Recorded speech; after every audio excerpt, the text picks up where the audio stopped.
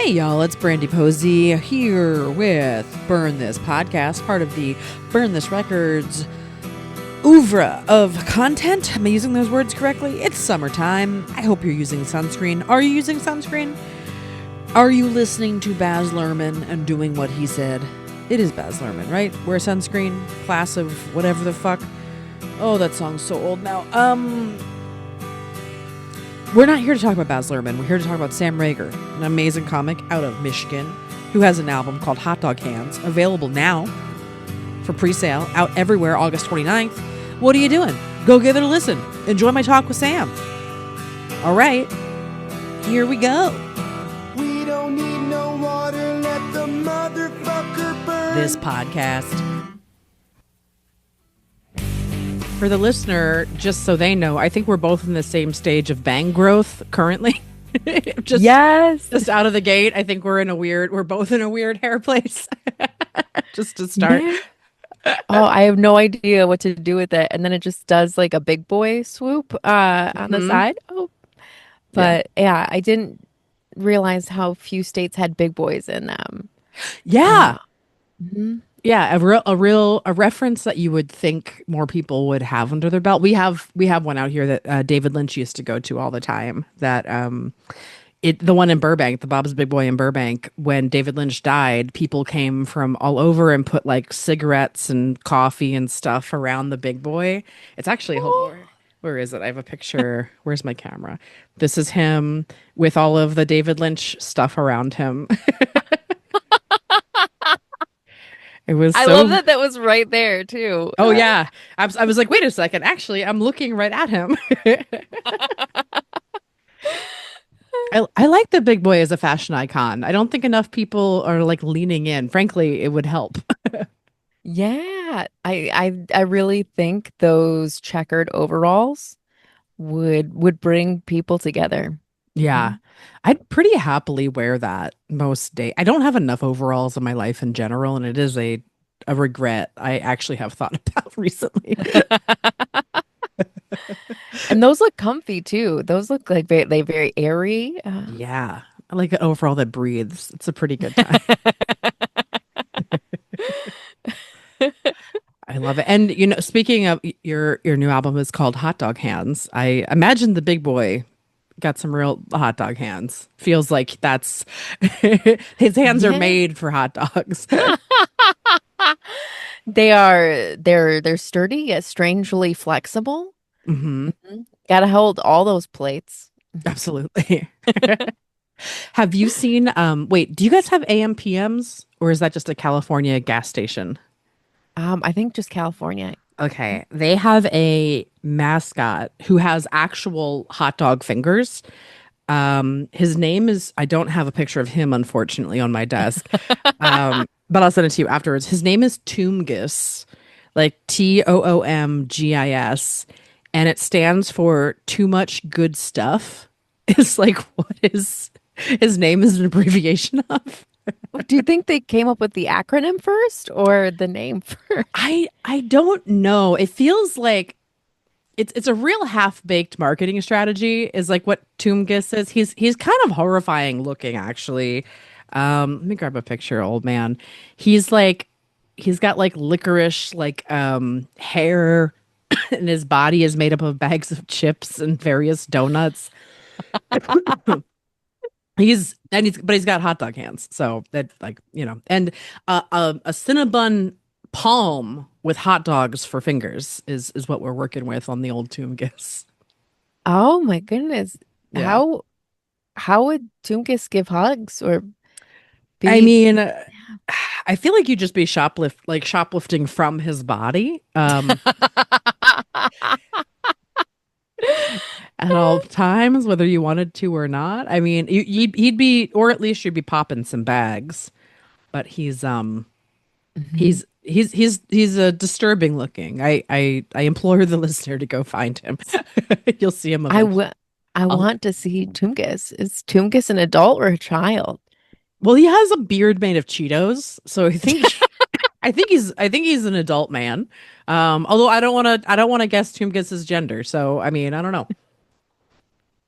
Toomgis is doing what Toomgis wants to do.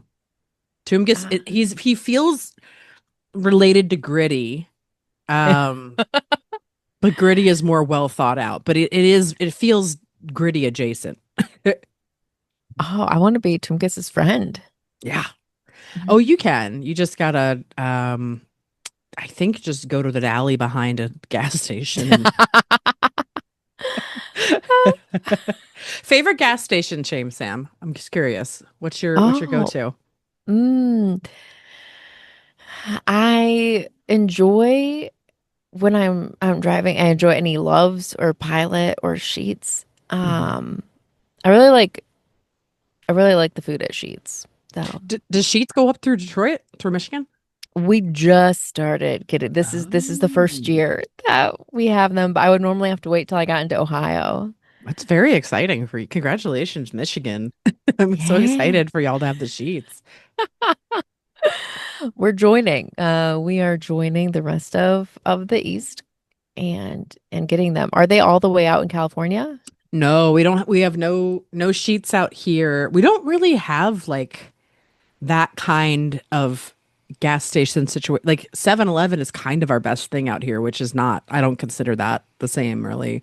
I'm from the land of Wawa, and then I'm from Maryland originally, and then Western Maryland starts to get Sheets. When you transition from Wawa into Sheets territory, that's when I'm like, okay, now I'm on the road usually. Wawas are good too. I didn't realize how fresh their food was as well until I Yeah. got. Oh. It's when I fly into Maryland, it's like the first thing that I do is like my dad, I'm just like, take me to fucking Wawa. I got to get my green tea because they have like there's so much sugar in it, but their little like green tea bottle is, ooh, man, it's my fave. It's so That's your good. top order there. It is. Yeah. It's just like that was like the taste of high school to me. So it's like, all right, cool. I'm about to go sleep in my childhood bed. I got to get into the mindset and try not to stay up till 6 in the morning, because got the 3 hour time difference is not fun. Oh, yeah. Do you Yeah. still have the foam topper at Yes, I on your do. desk? Yes, I do. Yes, I do. The hard fought foam topper. Absolutely. For the I'm listener, they'll glad. find out about that later this year. I love it. Well, enough about me. Do you have a foam topper? Enough about me. How about you, Sam? I do not have a foam topper. We just replaced our mattress though because it Oh, was my husband Santiago's like college mattress that we were still sleeping on a yeah. decade after. So How? it feels nice to be able to have a back that doesn't hurt when I wake up. Yeah, definitely. Mhm. That's nice. It's a real big commitment to change a mattress, I think, because it's like Yeah. I how did you guys go about that whole process? I know this is riveting podcasting, but I am interested. We're trying to cruise online, which Mm, I wish we would have gone in person. I feel like a lot of mattress sales are being done online, and yeah. I think they're banking on them being too difficult to send back. I feel like them saying, Yeah. "Yeah, just ship it back." Money back guarantee is. I think it's a win for them, regardless. Mhm. I had a friend, and I won't say their name because I'm sure this is illegal, that at one point early in the online mattress sale game, there was like a different company would come pick them up because I think once you've slept on them, you can't resell them as new. Oh, So she uh got a very expensive mattress, and then just like said she wanted to didn't like it, and then gave up her old mattress that a different company came and picked up, so they didn't verify that it was the good mattress, and she just like got away with that shit. She full on got like a $4,000 mattress for free, and I was like, the ballsiest move, girl. that was so smart to be able to I know. dispose of your old Yeah. mattress like that. Well, and she got it for free. She just like because she was like, no, they'll come and pick it up, and I'll just say that that's the one. We'll just see whatever. Oops, I can just say, oops, sorry if I gave them the wrong one. I was like, man, I don't have that level of. that level of grift in my soul, unfortunately. It seems like it helps. Is that the biggest grift you've ever heard of? Um, it's in the top, I think, as far as people I know directly for sure. Yeah. How about you? Yeah, I don't know of any good big grifts, like mattress size big grifts. Hmm. Do you think that happens to them a lot? I I hope so. Honestly, I hope so. I don't know why I'm like I have animosity towards mattress companies, but I'm like, yeah, I don't know, maybe. Yeah, Whatever. they probably don't use ethical means to produce. Yeah, why is it so expensive? Is it does not deserve to be as expensive as it is. I don't I feel like Mhm. the store of it all of it feels like it's a money laundering company in general, so I don't know. We'll see. Yeah, and I feel like a lot of them are switching to the AI guest agents, Oh my God, and everything is. yeah, and AI can't track people down to get their mattresses back. No. No, No. and unfortunately. Yeah, yeah. I mean, which works in our favor. That's an AI that Yes. works in our favor, which thank God for once. I can't even yell agent anymore because it used to be like at least if I was calling a robot, I could just yell agent at them over the phone until I got a human. But now there's not even a phone number to talk to a robot. You got to type at a robot, and that really takes the ability to yell at them away from me. Like the problem Yeah. with it. Oh, it's so depressing. I am excited for the next large security breach that will be caused by AI, just so they learn a lesson. Yeah, exactly. I'm like, just throw all of our data out there, I guess. Whatever. Who wants to play a game? It's kind of like Saw. The one entrance you came through is locked.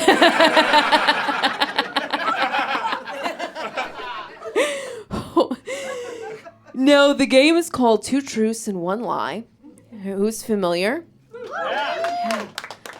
For those who are not, Two Truths and One Lie is a game invented by corporate America. It helps make us pretend like we care about each other. Right?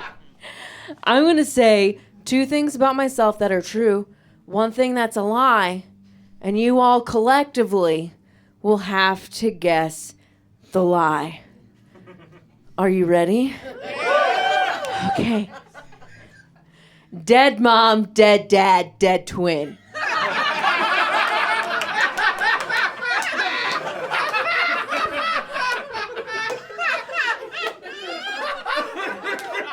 Which is it?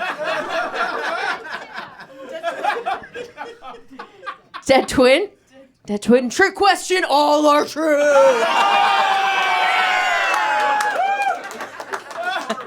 Sorry. Oh, this is how we honor the dead. We're gonna go through all their funerals.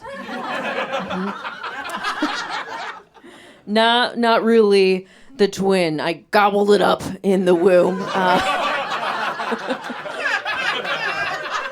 A Highlander situation. So no funeral, just a turducken.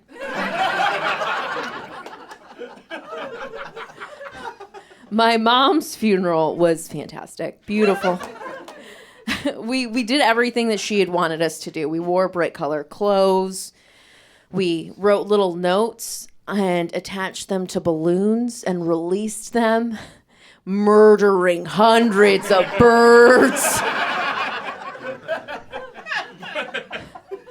I just want to see that hiker that's walking around and comes across all of their corpses with little things like, "I'm glad you won't be in pain anymore. We'll see you soon."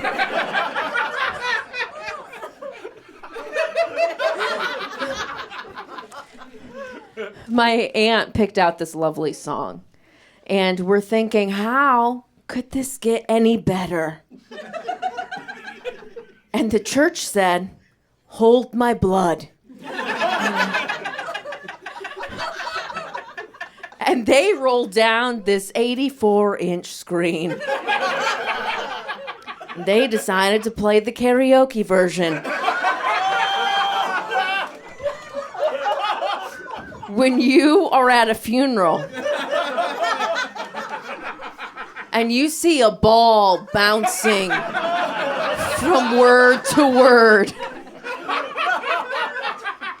you're reminded that you too need to keep moving forward.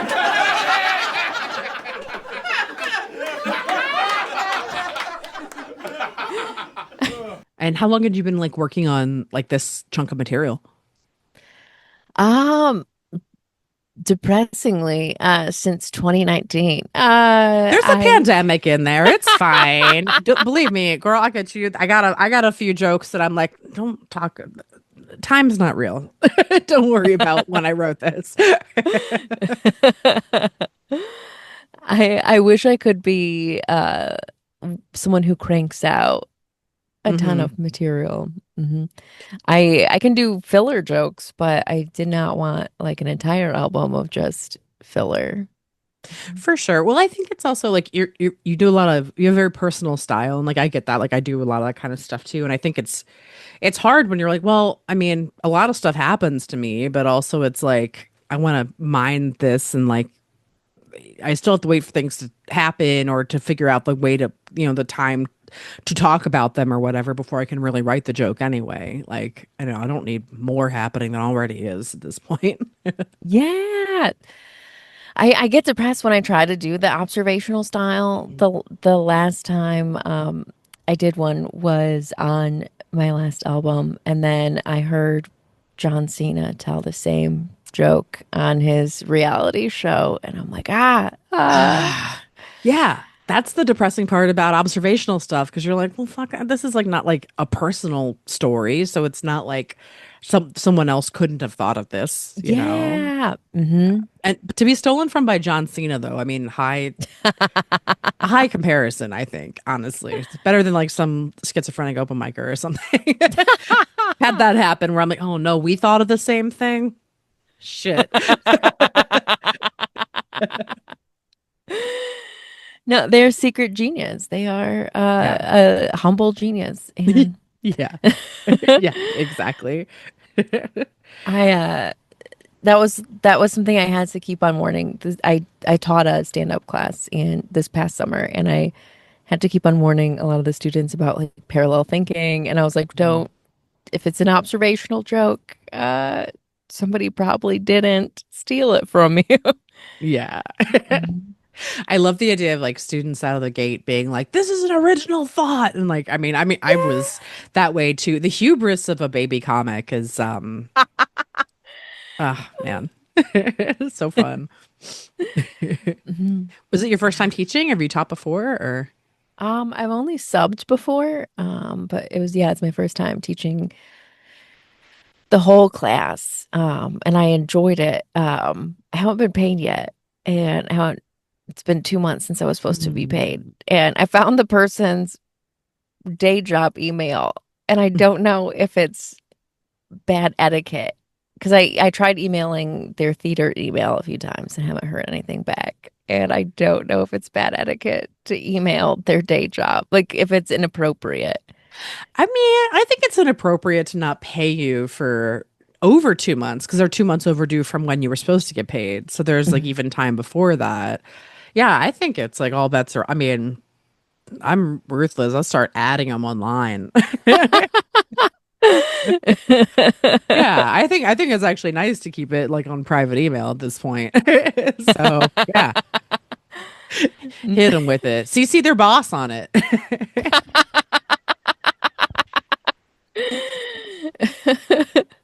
I'll just add them on LinkedIn.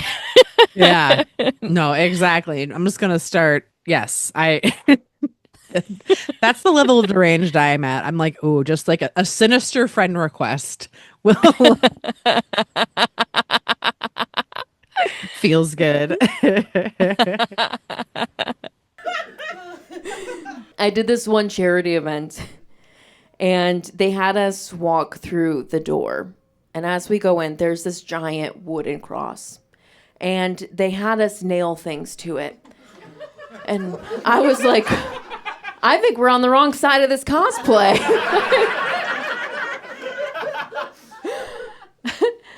I then go on and perform, and a priest and nun stand up and walk out and demand their money back from this children's cancer charity.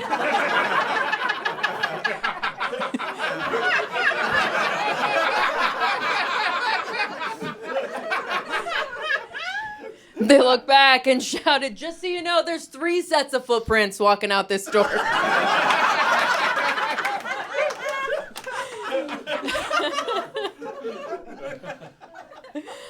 Wait until I find out which parish they are at.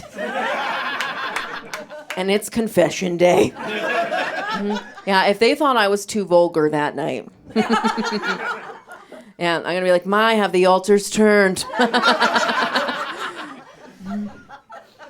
I want my money back from the offertory basket.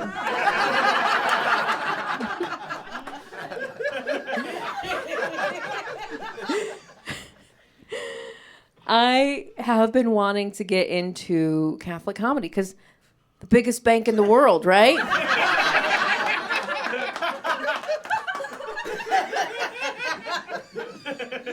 I've been practicing some bits. Can I run them by you? Okay. I am perfectly fine with parents giving their children tablets. How else would we have gotten the 10 Commandments?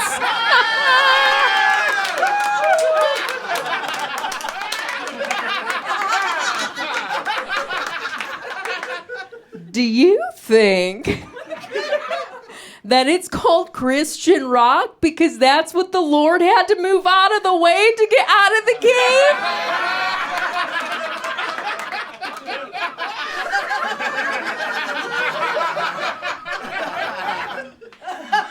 Do you think that Christian rock with the bass turned up is called Bible thumping?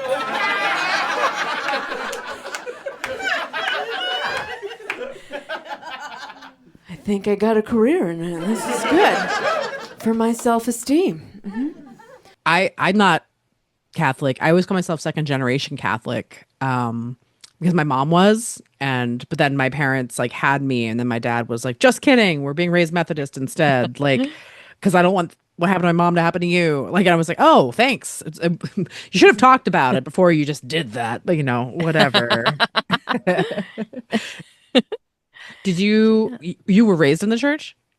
Yeah, my mom was super active. She taught catechism, and then I did most of elementary school in Catholic school. We did all of the sacraments, and were blissfully unaware of how judgmental the Catholic Church was, because our Catholic Church was very progressive. Nice. And I thought that every parish was like that. And then I moved to the city and was like, "Oh, I'm gonna go check out the church," and it would. So many are turn and burn places. Yeah. Or like turn and burn. Yeah. Mm-hmm. Yeah, definitely. I remember we would go to stuff at the Catholic church that my mom's family was at, and my dad always did this thing where like as soon as communion started, he'd be like, "Time for a cigarette, kids, let's go," and he would just like take us outside and just like smoke until the service was over, basically, because he was like, "We're not Catholic, we're not doing this, and I won't be turned away." It's just always like, "Oh, okay." But it was like we did get a lot of weird judgment from everybody else. They'd be like, "Wow, you guys are outside." I was like, "I don't know what's happening." Yeah. I didn't realize as an adult that was like sacrilegious to not be Catholic and to still take communion. Yeah. Because I brought people to like this one Jesuit church that was like more chill, and they took communion, and then somebody after the mass just starts shaking their head and saying and they explained that they're like in the old times, they would go to hell. And I was like, that seems very extreme. Yeah, exactly. Yeah. That's so funny. I mean, especially like I always because we did communion in I was raised Methodist and we did it there, but I always like mostly I'd be like, ooh, a little treat. Like as a kid, I kind of just didn't even really think about it. I was like, oh, this is the time of the month where we get our little treat during the service that I don't pay attention to. Great. I get to use a shot glass like that. Because we had like little grape juice shot glasses and then like just like chunks of French bread and like my family was a real like Wonder Bread slices of cheese. Like we didn't have like crusty bread or anything. So I was always like, ooh, it's the fancy bread. And I just was never considered it body. I was just like, ooh, Italian. Oh, did they use the same bread each time or did they switch it up when I feel like they switched it up, but honestly only when like they forgot. It clearly was like, oh shit, y'all forgot. And you just like you're just breaking up a regular loaf now. Okay, got it. This was sliced. I can tell if this was sliced. Or we get like a basically like a non-dried crouton or something. And I'd be like, it used to be bigger. We used to get more body before this. Times were hard in the old church. Do you have a communion name? Oh, Claire. Oh, that's nice. Hmm. That's nice. My mom's was Ursula, and I was always like, "You're like the sea witch." Like as a child, I absolutely was like, "Oh, Ursula is Catholic."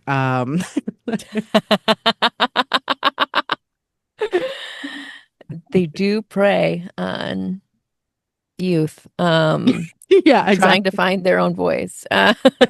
Yeah, yeah. Good call. But Ursula is such a cool name. I know. There was like a girl in my grade named Claire, and I wasn't her biggest fan. And so when my mom had me choose Claire, I begrudgingly took it. I was very grumpy going down the aisle to get Uh-huh. it. That's Mhm. nice. Oh man. Man, I my we had to get confirmed in Methodist church, but it was like so chill. My whole deal was like my parents were like, if you get confirmed, then you can do whatever you want. I was like, cool, get to leave after seventh grade. Got it. But we had a confirmation song, and my whole class had to learn I Believe I Can Fly by R. Kelly, and we had to learn sign language to it.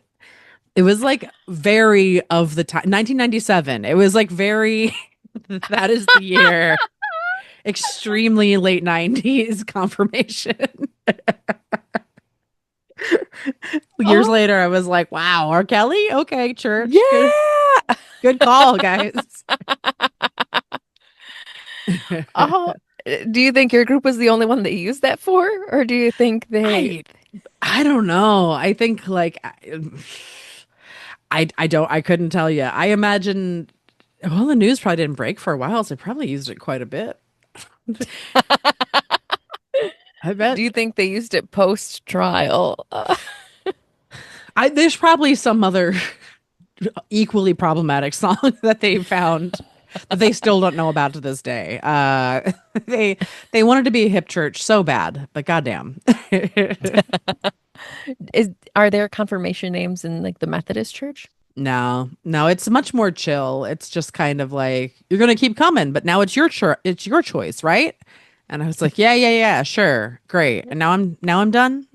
I just I'm an adult is kind of how they phrase it. My dad was he was Methodist and Baptist, and Nice. then when he got with my mom, he converted to Catholicism, and then he really wanted last rites. Hmm. And so when he was in the hospital, I had arranged the priest to come up. And you ever like get a vibe that like, oh, Right. this isn't Yeah. this isn't one of the good ones. Yes. And Yeah. then I was like questioning. I was like, what if I got a bad priest for his last rites? And then does that negate the rites? Yeah. Like, wait a second. I feel you. My mom passed away like 11 years ago, and I did not like the person that was like handling the ceremonies and stuff through the Methodist Church at that point. So I was like, "Who the fuck?" I just did not, wasn't a fan. And I like did her eulogy, and at the top, because I was like, you never know how to start this shit. I just wrote like riff on priest to get myself into it. So I was like, I'm just gonna roast this priest a little bit before I get into this sad thing. Helped a little bit. Did the priest take it in stride? Oh Was it? yeah. Yeah. Yeah. She had to. See Uh, that's very Catholic of me, assuming. yeah, she just had a real like, I don't know. She was just kind of judgy in a way that she was like, because I lived 3,000 miles away. Like I would come back as often as I could, but like I was like, oh, you're this godless daughter that doesn't come back that much. And I'd be like, I'm trying. Whatever. But it was funny because like after my mom lived with like my dad, and then my dad's sister had moved in to help like take care of her, and they're both spiritual but not really. They don't like going to church. They just don't like people very much. It's mostly what it is. They're like, yeah, we believe in Jesus and God and everything. I'm not gonna go on Sunday. I don't want to have to talk to anyone. um but like the people that had been coming to see my mom at the end, like from the church, which was like very nice of them to like come in, like because she was a real believer till the end, and like they would read from the Bible to her and everything. They like came the next week, and my aunt was like, oh, what are you guys doing? Oh, uh no, oh no. We don't. We're not in, we're not interested in you at all. Which, Oh, yeah. I wonder if it felt like a breakup to I do think it that. did, because they were like, this is what we these like these three ladies, and they're like, this is what we do on Tuesdays. And my aunt was like, oh, no. That was for Kathy. That was not. We want no part of that. I don't. You can go find somebody else on their deathbed. Thank you so much. I know they're out there. My dad's funeral was also very nice, very appropriate. We get there. The person who was putting his remains into the columbarium was dressed like Jimmy Buffett.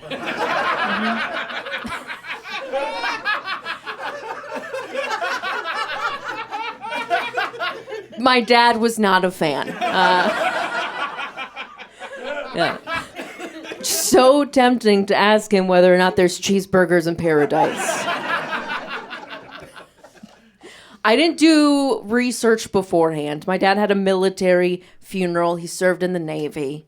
And I didn't research military funerals.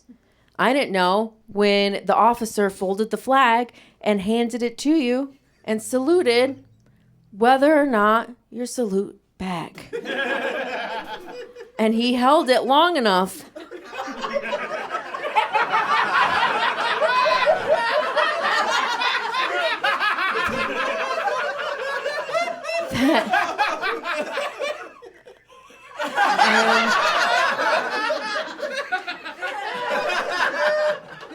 it wasn't until I was mid-robot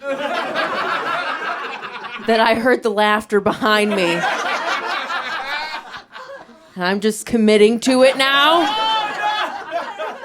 Oh. He loved to dance.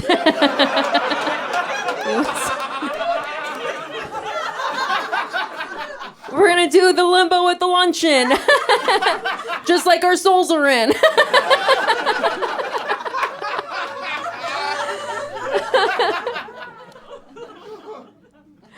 It took a while to organize all of them. For my dad's, for instance, I came back to Michigan after he died. He died in Ohio, which is where Michiganders go to die. He had to army crawl across the border. Barely made it there. No, I came back and I'm like, I am an orphan now. And my friends told me, Sam, you're in your 30s. You can't call yourself an orphan. And I said, that sounds like something someone with two parents would say.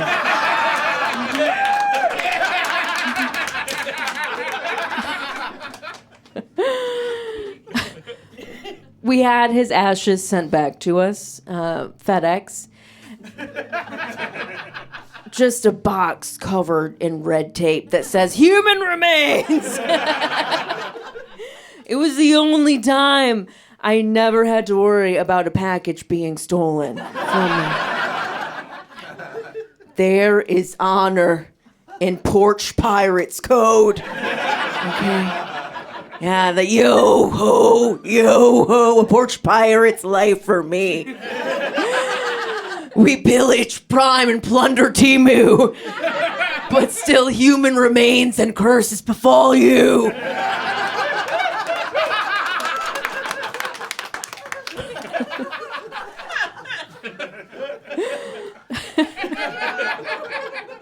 Do you feel more like your mom or more like your dad in that regard?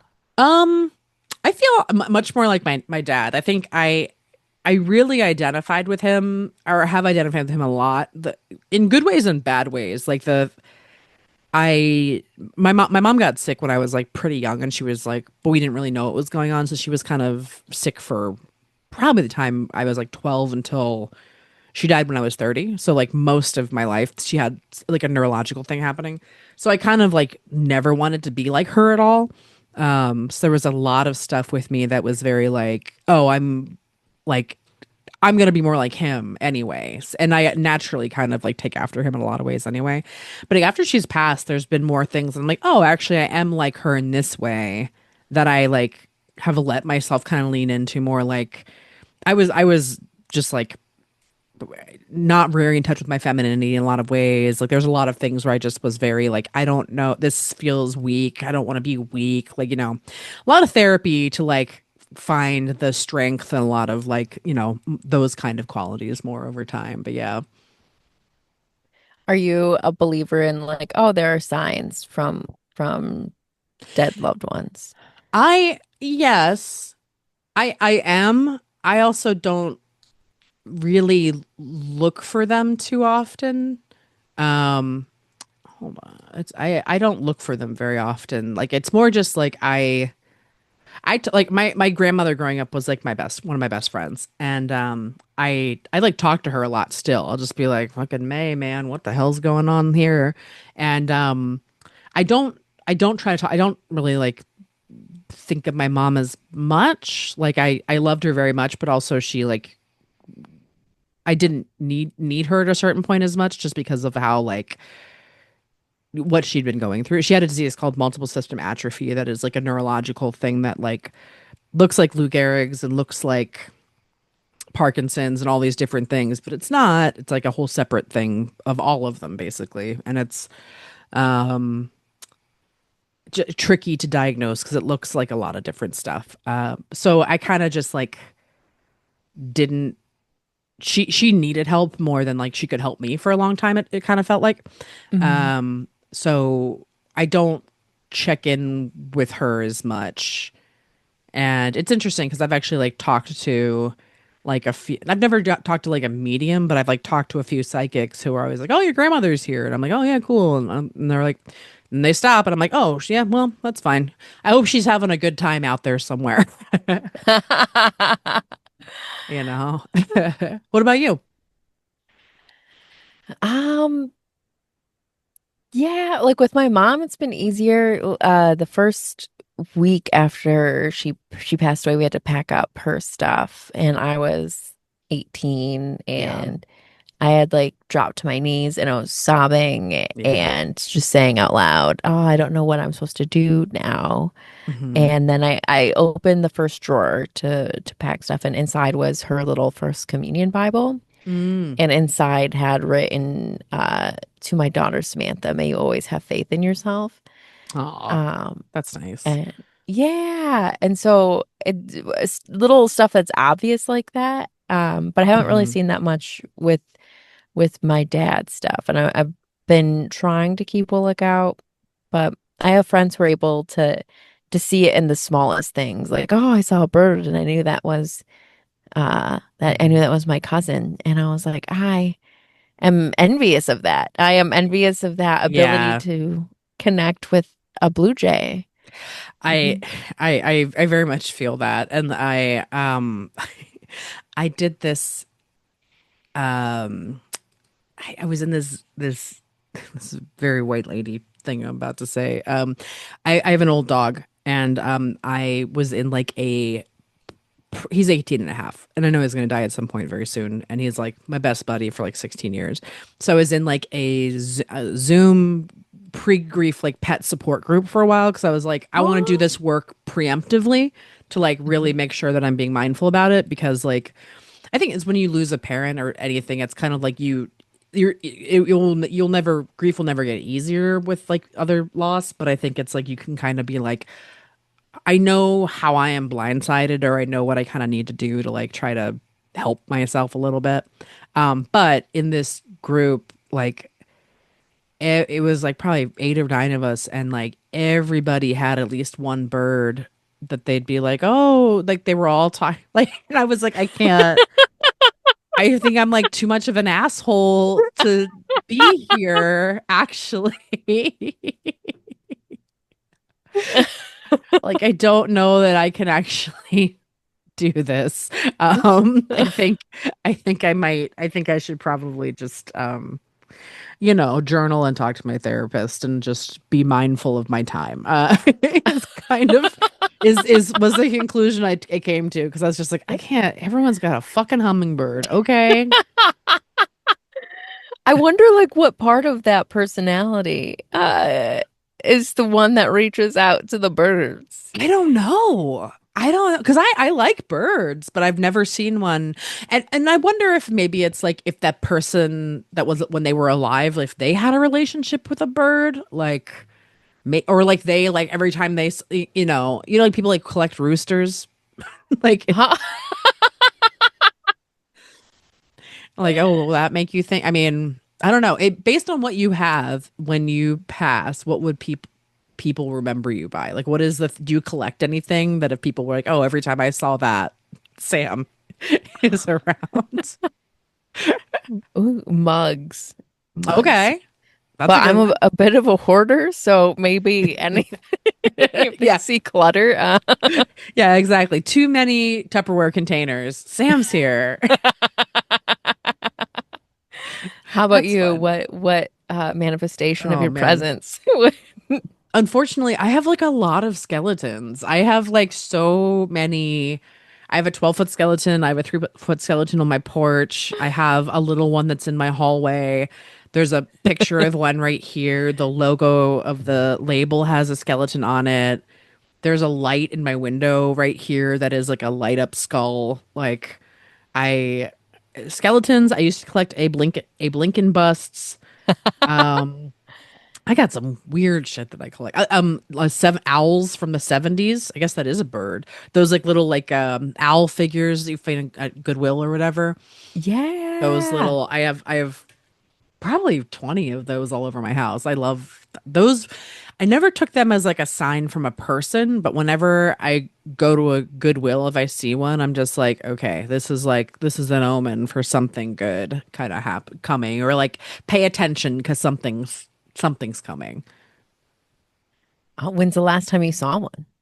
It's been a minute. Because I also have been very mindfully not going to Goodwill for a minute, or any thrift stores, because I'm like I don't need to be spending money that I shouldn't be spending right now. So I kind of have like been purposely ignoring the potential omens. I've been running away from them.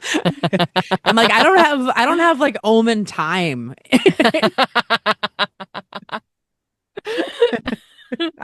I don't have time for this. Me- Messages from the beyond. Have you seen my calendar? Oh my Do you have a God. skeleton Abe Lincoln? I could throw a beard on one pretty well. You know what? Actually, for when did we dress? You know what? I was like, we put a beard on the skeleton. What was that for? That was for St. Patrick's Day a few years ago. We did him as a little, the 12-footer got dressed up like a little leprechaun. I feel like that'd be easy to make into a Lincoln too. Very easily. They're adjacent. It's a similar beard for Would sure. you put a hole in it? Yes. Oh yeah. Absolutely. Absolutely. No, my Skelly is very much like gets has definitely been decorated in a lot of death ways. It's fun. It's the kids in the neighborhood love it, and that's all that matters to me ultimately. What's your favorite mug? Ooh, I have a lot from my mom, like a lot of ones with her name on it, and the Cereal City from Kellogg's. I have that Mm, one with the 90s versions of the cartoon characters, and the mascots just make me super nostalgic. that's Mhm. good. We just did at my show um picture this. We have an intermission, and then when we come back, we play a fuck Mary kill with the audience where we have them give us three things. They gave us snap crackle and pop is what they gave us. And And which place did the each Snap, Crackle, and Pop get? well, my reasoning was snap seems sassy or like had an anger problem. Crackle to me sounds like maybe you're like dirty. Um and pop is like kind of a daddy. So I was like, all right, I'm gonna kill Crackle because it sounds like he's depressed anyway. I'm gonna fuck Snap and get the fuck out of there, and then we're gonna marry Pop. That was the way I worked it out as logically as possible. That sounds very reasonable.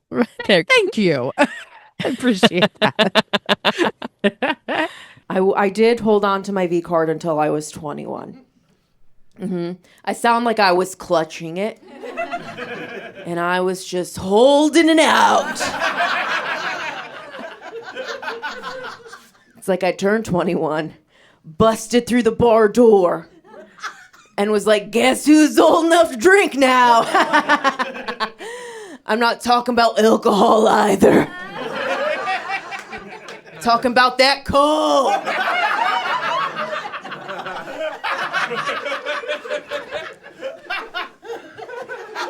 I'm glad to see we're guzzling here.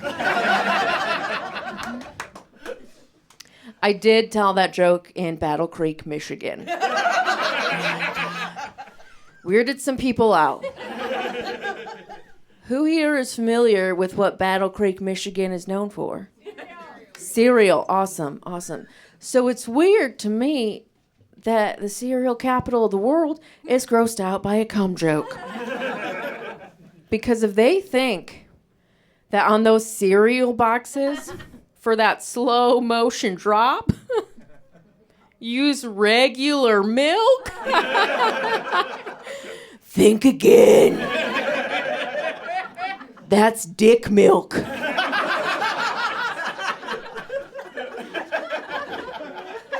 And you know who's making it? The elves.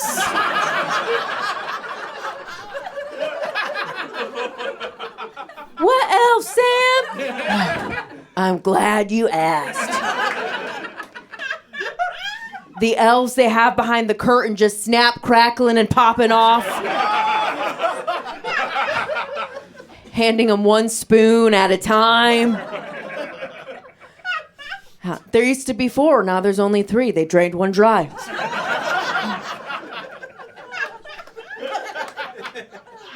Fun fact, the 2 creators of VeggieTales who did 2 of the Veggies voices also voiced those elves in the 90s. It's come full circle, jerk. Mm-hmm.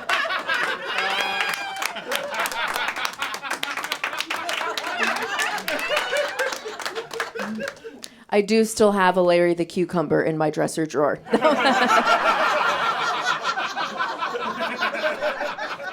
You can put googly eyes on anything. I'm like, we're going to reenact Jonah and the whale today.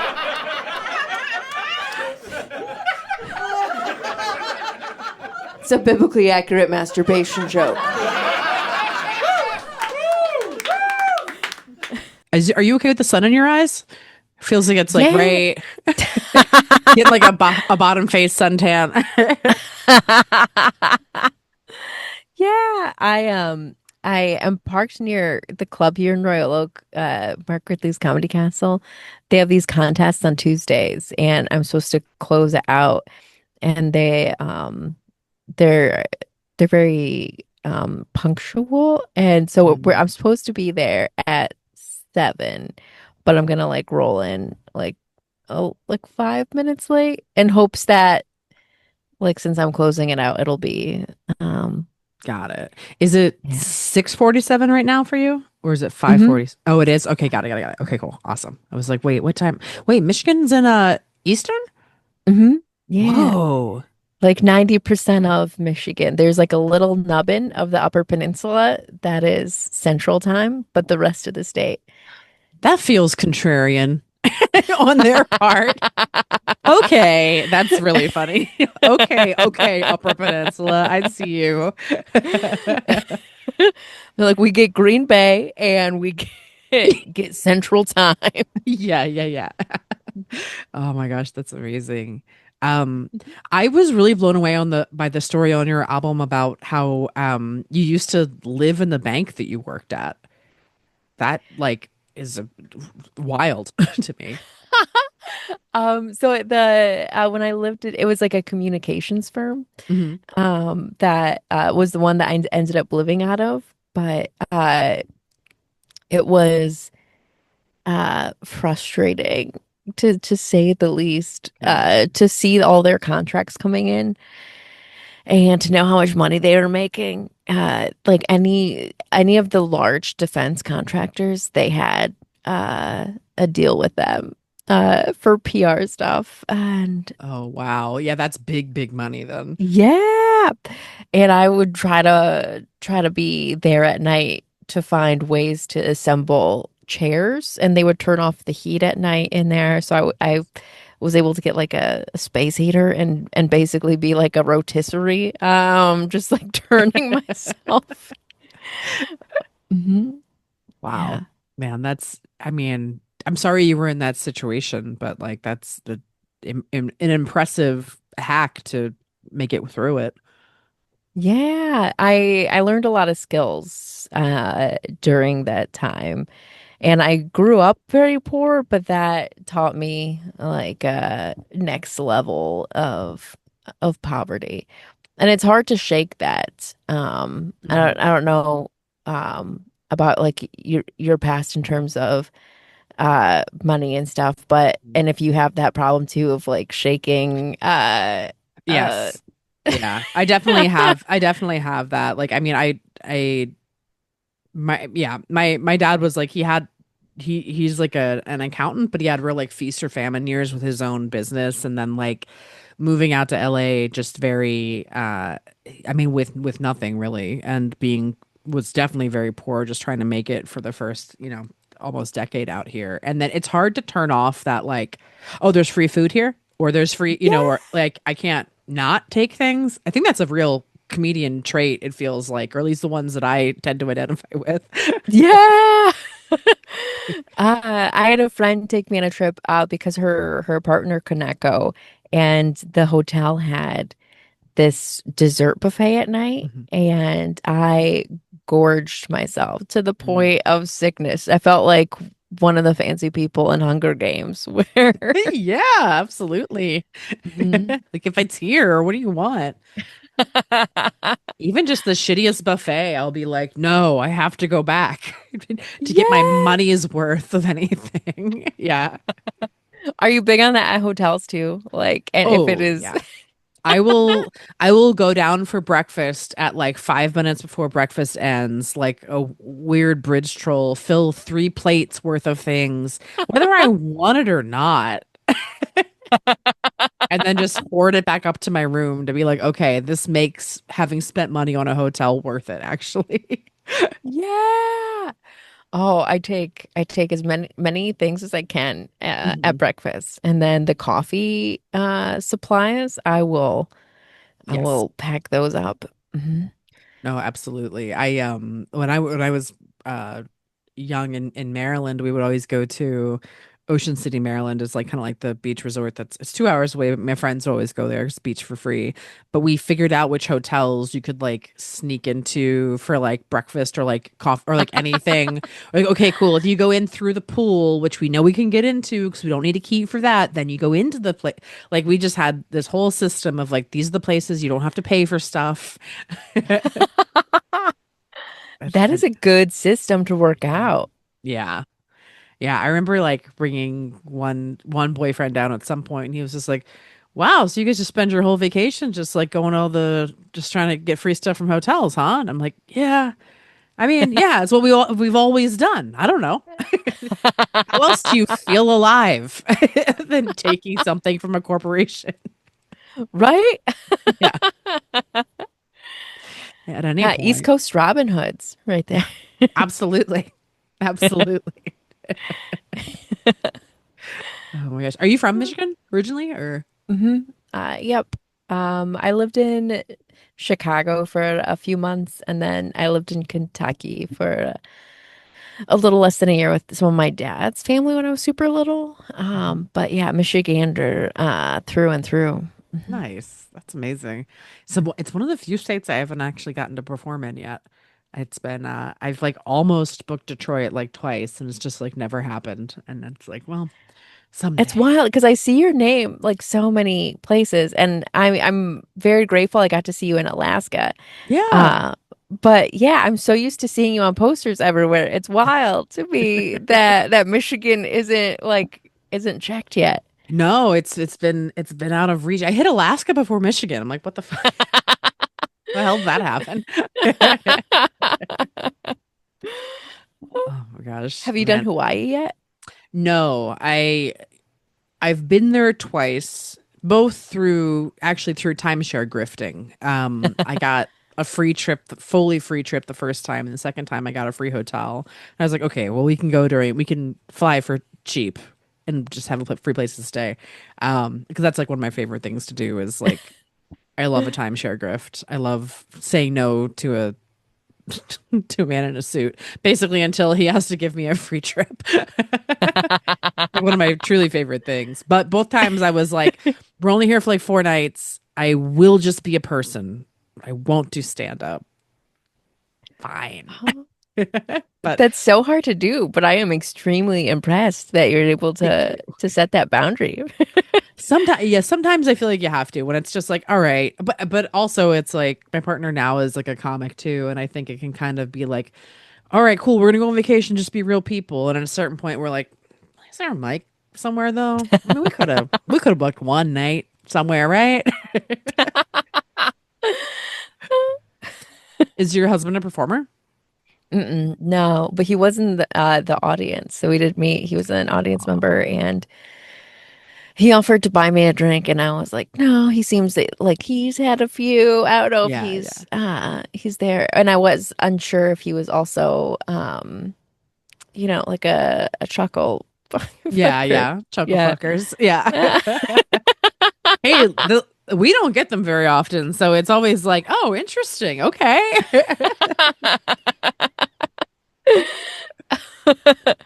And then he found me online a couple days later and asked me out. And Aw, yeah. I love that. That's so sweet. It actually worked. It actually worked. That's so nice. Yay. Well, when this podcast comes out, the album will be available for pre-sale. You can find it in the link in this bio. It comes out everywhere August 29th. Um, yeah, it's called Hot Dog Hands. Sam, is it Rager? Rager? Yeah. It's Rager. Yeah, Rager. you nailed it first time. Do you get called Sam Rager all the All time? the yeah. I'd imagine that happens constantly. In my brain, I keep being like, don't say Rager. I know it's not that. Rager. Okay. Where can everybody find you online and everything? Oh, I am on Instagram at Samantha. Sorry, I just changed it to samrager dot is dot okay. Yeah. And TikTok, I am at Sam Rager on TikTok. So Amazing. either of those. Hell yeah. Well, follow Sam, everybody, and get the album. It's very funny. I really, really, really enjoyed this a lot. And we'll talk to you guys next time. Bye bye.